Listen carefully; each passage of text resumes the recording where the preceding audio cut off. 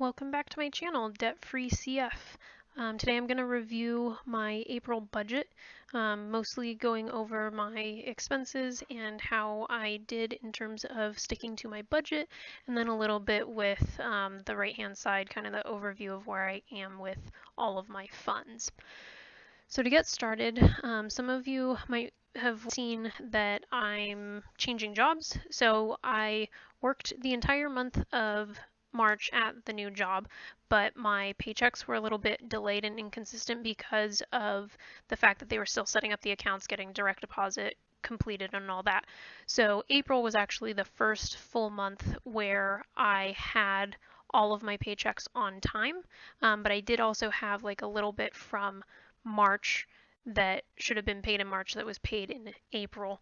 Some of that just went into kind of refilling my emergency fund that I had been living off of where necessary, and then part of that is in this number. So probably my income will adjust a little bit one more time in the month of May because of the three common things that happen at a new job. One of them being if you change tax brackets, taxes might change, or whether or not you had Social Security withheld or not withheld at a previous job, that would change your taxes. The second thing is medical, dental, vision, life insurance, any of those insurances that you elect or don't elect. Sometimes they auto enroll you until you elect otherwise. And I did elect to not have some of those and then to only have a couple of them. So that might change what's withheld from my check in the next couple pay cycles. And then the third thing is the other kind of retirement contributions. So my company offers a 401k, which is part of the number that I calculate for what I'm withholding or what I'm holding from myself spending now for retirement later.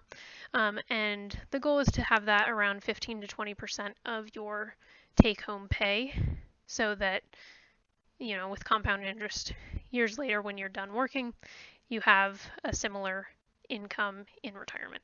That means my estimated income plus the amount of rental contribution and other split bills between my roommate and I wanted to be conservative, so the number's a little bit low, and I actually feel like the actual category in May is going to maybe be a little bit less than in April, so I'm going to play it conservative again when planning for May. I went through my check-in and I already had a few charges for groceries, so that number is in here, but all of these numbers in this particular cell are the total transactions that I made in the month of April for different grocery food related items. So I'm going to copy and paste that, and I'm actually going to replace this because all of them are already calculated together rather than just adding to that 72. So I use an equal sign at the beginning to create a formula and then add them all up, and when I hit enter, the Google Sheets or computer, it just auto calculates, which is why I have that kind of marked along. In total, I was just a little bit over on what I was hoping to spend. The good news is I also had more income than I thought, so it doesn't really make a big difference, but because my new job provides one meal per workday for employees, normally that would be lunch. I happen to work night shift, so for me it's whatever, midnight meal, 2 a.m. meal. It's my legal lunch, but it's not lunch. But anyway, because of having one meal provided 4 days out of the week, I figured I would save a little bit. So I had calculated instead of 300 for the month of April, which was what I had been calculating for like February and March, dropped it down a little bit, and I was pretty close. So I'll probably keep it at 250 and then just be a little bit more aware of transactions. It's not something that I penny pinch or dollar for dollar track without any forgiveness, only because it's food, and sometimes I have to throw something in there that's not food, like grabbing, you know, toothpaste or something that is hard to predict when it's going to be necessary. And then I can delete these numbers. I've got the utilities calculated. I've got in the description how much price range I usually pay per utility type. These are split with my roommate. Then I had planned for $40 of gas, but I didn't spend that much. I only spent about $30, which is good. So there's a couple dollars would help make up for the groceries being over. Rent was paid, cell phone was paid. There was a order that I had to put in for pet food and litter. I think it was $247. It might have been $245. Again, dollars, a couple dollars. I'm not going to stress about if it's exact. And I only do that every couple of months. So I usually buy anywhere from 3 to 7 bags of food per animal type, and then cat litter whenever it's necessary, or I think it might be necessary in the 2 to 3 month window before I'm going to order more food so that they can all get shipped together. I use Chewy.com for that. Pretty happy with all of their services. Their customer service is great. And then I've got a sinking fund off to the right where I'll talk about where this $247 came from. So that amount doesn't actually technically need to be calculated from my income, which means that in this category here, I can actually say minus the pet column or the pet cell, which I already did. Oops. And then for a little bit of the adjustments with medical benefits, insurance, and so forth, this is a little bit high. After a couple months, it'll drop down, but I've got a couple of numbers here for the miscellaneous category, and it's actually already pre-calculated again, so equal sign, add all those numbers automatically and get the result. Now this does look high. It includes a couple of birthday presents, one of which was a little bit expensive, and then some other things like I got a parking ticket. It's due to street cleaning, and I'm frustrated by it, but there's also nothing I can really do, so I just try to be a little bit forgiving. Since I work night shift, there's the growing pains and just some of the changes that come with that. Don't have any problem sleeping. However, I did sleep through the street cleaning. When I came home in the morning at the end of the night shift, I parked on the side of the street where there was going to be street cleaning later that morning, and then I went to bed, and so I didn't have the car on the right side of the street, or I didn't have it moved. It was super random. It was really windy that day, so I got a parking ticket envelope, but no parking ticket. So I had to call them and figure it out and then pay. And they charged a service fee to pay it. No matter what method you used, there was a service fee. That sucks. That is something that I'm actually upset about. I'm more upset about that than I am upset about having to pay the ticket, because I don't mind having clean streets. Although the street wasn't clean where I parked my car. But I tangent. Too many tangents. Okay, and then I had a one-time expense where I had to add some last-minute flights.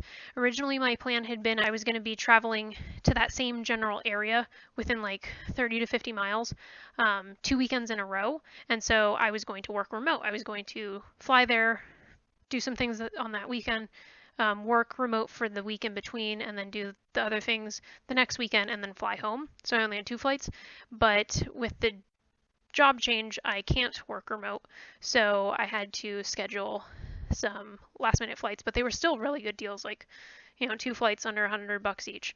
And then I did send for my 2018 Roth contribution. Some of it was because I was going to have like a 40% increase in income. All the extra checks all went to retirement. So that this will be my first working year where I alone will max out my Roth IRA before the end of the year. I'm going to be so proud of myself. And I'm such a nerd about that. But I want to retire, and I don't think Social Security is going to be around, so I don't want to rely on that. And yeah, I think I do it more out of like an excitement to not be panicked later. But that does leave me down here with a leftover of $313.17, which means in my sinking funds I need to figure out where that extra money gets placed. I already knew that with the amount that I had in the pet expense category, plus I usually contribute $96 a month into that, split between my roommate and I, was added, and then because a payment was being made to Chewy for all of the supplies that was deducted. So here's what I've got left with the sinking fund, and that will build a little bit more over the next couple of months. And then in a few months, there'll be another charge for the different supplies. It'll build up another month or two after that, and then they'll get their vaccinations, and the fund should be completely drained with that because I try to make it as exact as I can. My car insurance, I took just what the 6-month premium is, divide it over the 6 months, and then save up that much per month to get the total by June. So you can see I've got 2 more contributions that I'll have to make of about $60, and that'll bring me right close to $220. I've been saving up for Korea to visit a friend that just moved there. I'm really excited. She's there, but not yet found a permanent property to live in, so I'm waiting for that. And then also I need to accrue vacation days from my new job. The $313.17 is going to go into this car repair general fund. I'm trying to make that as beefed up as possible, partly because I am way due for a major service on my 25-plus-year-old car that's got over 425,000 miles on it. It's a Honda. It ain't pretty, but it runs pretty dang good, except no AC, which in hot weather sucks. But I'm basically just trying to maintain it okay and run it into the ground. It's hard to delay and talk myself out of the desire to get a different car that's just a car I really want. But I have to save up for it, so that helps that I can't do it right now. And it's hard to get rid of a car that's working perfectly. And it does still have street value, so I probably can sell it for around $1,000 and help that go to my goal. But anyway, let's calculate that. So we'll use an equal sign to set up the formula, and then just click on the box, add a plus sign, click on the other box, and hit enter and get the two added together. So there we go. This baby steps I kind of track, updated every couple months, so the numbers might be a little bit behind. But that's pretty much my April budget. If you have any questions, feel free to leave them below in the comment section. If you want to get notified about upcoming videos, you can subscribe or whatnot, and I appreciate you coming to my channel. Thanks for watching.